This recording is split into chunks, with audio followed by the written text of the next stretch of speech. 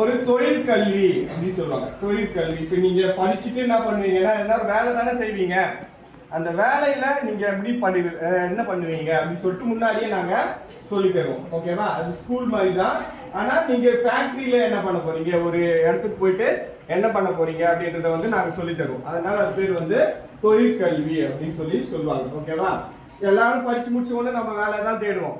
ஓகேவா? அந்த வேலையே எப்படி செய்யணும் அப்படின்னு சொல்லி கொடுக்கறது. ஓகேவா? அது வந்து உங்களுக்கு என்னென்ன பெனிஃபிட் இருக்குன்னாங்க, நீங்க படிக்கும் போதே வந்து உங்களுக்கு நாங்க வேலை எப்படி செய்யறது அப்படின்னு சொல்லிட்டு இன்னொரு கம்பெனிக்கு அனுப்பி அங்கே ஒரு மாசம் உங்களுக்கு ட்ரைனிங் கொடுப்போம். கம்பெனியில உங்களுக்கு ஒரு மாசம் ட்ரைனிங் கொடுப்போம். அப்போ வந்து உங்களுக்கு ஒரு சம்பளம் கொடுப்பாங்க அங்கேயே. அதே மாதிரி மாசம் உங்களுக்கு வந்து ஸ்டைஃபண்ட் தருவாங்க. அதாவது நீங்க அந்த கிளாஸுக்கு வர்றதுக்காக உங்களுக்கு ஒரு ஸ்டைஃபண்ட் தருவாங்க. ஊக்கத்தொகைன்னு சொல்லுவாங்க. தமிழ்ல என்ன சொல்லுவாங்கன்னா ஊக்கத்தொகை. நீங்க வரீங்க இல்லையா, எங்க கிட்ட தொழில் கத்துக்கிட்டு வரீங்க, அதனால உங்களுக்கு நாங்க உங்களோட இதுவை பாராட்டி உங்களுக்கு ஊக்கத்தொகை தரும். அது எவ்வளோனா 750 ரூபாய் தருவோம். ஓகேவா? தமிழ் புதல்வன் திட்டம், அப்புறமா புதுமை பெண் திட்டம்னு அப்படி 2 திட்டம் இருக்கு. ஓகேவா? அதுல 1000 ரூபாய் வந்து உங்களுக்கு தருவாங்க. தமிழ் புதல்வன், அதாவது நீங்க தமிழ்ல படிச்சிருந்தீங்கன்னா உங்களுக்கு ஒரு 1000 ரூபாய் தருவாங்க. கேர்ள்ஸ் தமிழ்ல படிச்சிருந்தாங்கன்னா அவங்களுக்கு புதுமை பெண் திட்டத்துல வந்து 1000 ரூபாய் தருவாங்க. மொத்தம் எவ்வளவு வரும்னா ஒரு மாசத்துக்கு உங்களுக்கு 1750 ரூபாய் ஸ்டைஃபண்ட் வந்து உங்களுக்கு தருவாங்க. ஓகேவா? அதாவது நீங்க படிக்கும் போதே சம்பாதிக்கிற மாதிரியான ஒரு இது வந்து உங்களுக்கு உருவாகும். ஓகேவா? அந்த காசை வச்சு நீங்க புக் வாங்கலாம், பென் வாங்கலாம், எதனா ஒன்று வாங்கிக்கலாம். உங்களோட தேவைகளை வந்து நீங்க பூர்த்தி பண்ணிக்கலாம். அதே மாதிரி உங்களுக்கு இலவசமா நாங்க எல்லாமே தருவோம். லேப்டாப் தருவாங்க, இலவசமா லேப்டாப் தருவாங்க. நீங்க உங்களுக்கு போயிட்டு வர்றதுக்கு கஷ்டமா இருக்குது அப்படின்றதுனால உங்களுக்கு சைக்கிள் இலவசமா தருவாங்க. ஓகேவா? அதே மாதிரி யூனிஃபார்மும் உங்களுக்கு இலவசமா கொடுத்துருவாங்க.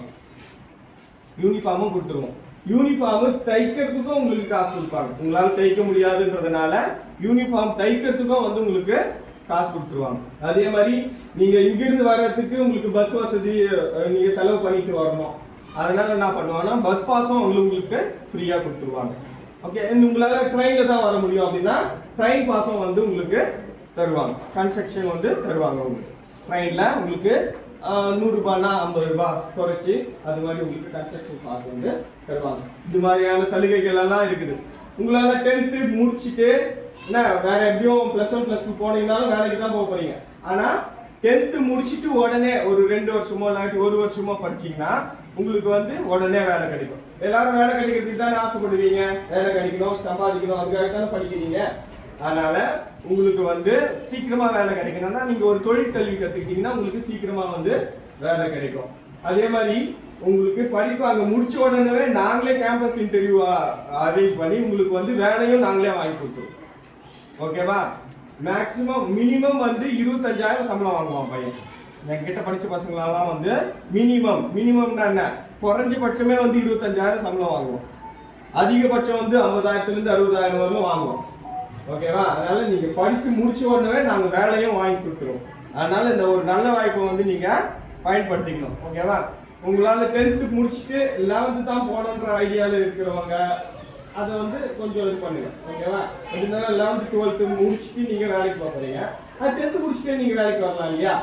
அதை வந்து கத்துக்கலாம்.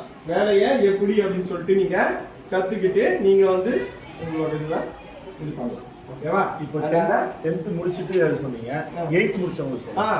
8th அதாவது நீங்க 10th முடிச்சா தான் நம்மளுக்கு இது அப்படின்னலாம் கிடையாது. 8th முடிச்சிருந்தாலே நம்மளுக்கு வந்து ஒரு எதிர்காலம் இருக்கு. ஓகேவா? 8th முடிச்சிருந்தா கூட நம்ம கிட்ட ஐடிஐ கோர்ஸ் இருக்கு. 10th என்ன சலுகைகள் இருக்குதோ அத்தனையும் வந்து 8th முடிச்ச பசங்களுக்கும் இருக்குது. ஓகேவா? உங்களால 8th மேல படிக்க முடியல, கொஞ்சம் கஷ்டப்படுறீங்க படிக்கல அப்படின்னா நீங்க ஒரு தொழிலை கத்துக்கலாம். நான் சொல்லுவாங்க கைத்தொழில் ஒன்றை கற்றுக்கோள், கவலை உனக்கு இல்லை ஒத்துக்கோள் அப்படின்னு சொல்லுவாங்க இல்லையா? கைத்தொழில் மாதிரி எதுவுமே வராது. அந்த கைத்தொழிலை வந்து நாங்க கற்றுக் கொடுக்குறோம். அதனால நீங்க வந்து உங்களுக்கு 8th குவாலிஃபிகேஷன் இருந்தா கூட பரவாயில்ல. ஓகேவா? 8th முடிச்சுட்டு 9th உங்களால படிக்க முடியல, இல்லாட்டி 9th இருந்து 10th போக முடியல, ரொம்ப கஷ்டப்படுறீங்க, படிக்க முடியலன்னா நீங்க வந்து வேலை கத்துக்கலாம். வேலை கத்துக்கிட்டீங்கன்னாலும் உங்களுக்கு அந்த சலுகை 8th படிச்சாலும் அதே தான். ஓகேவா? லேப்டாப் தருவாங்க, சைக்கிள் தருவாங்க, யூனிஃபார்ம் தருவாங்க, எல்லாமே வந்து இலவசமா தருவாங்க. 10th முடிச்சுட்டு என்ன வரீங்களோ என்ன சலுகை கிடைக்குமோ அதே மாதிரி 8th முடிச்சுட்டோ அதே சலுகை தான் உங்களுக்கும் கிடைக்கும். ஓகேவா? அதனால நீங்க பாவம் நம்மளால 8க்கு மேல போக முடியலையே, இல்ல 10th ஃபெயில் ஆயிட்டுமே அப்படின்னு கஷ்டப்பட வேணாம். ஓகேவா? அவங்களுக்கும் வந்து ஒரு எதிர்காலம் இருக்கு. நாங்க வந்து அவங்களுக்கும் வந்து ஒரு கோர்ஸ் இருக்கு, அவங்க வந்து அங்க படிக்கலாம். ஓகேவா? யாரா அது மாதிரி இருக்காங்களா சார் பசங்க?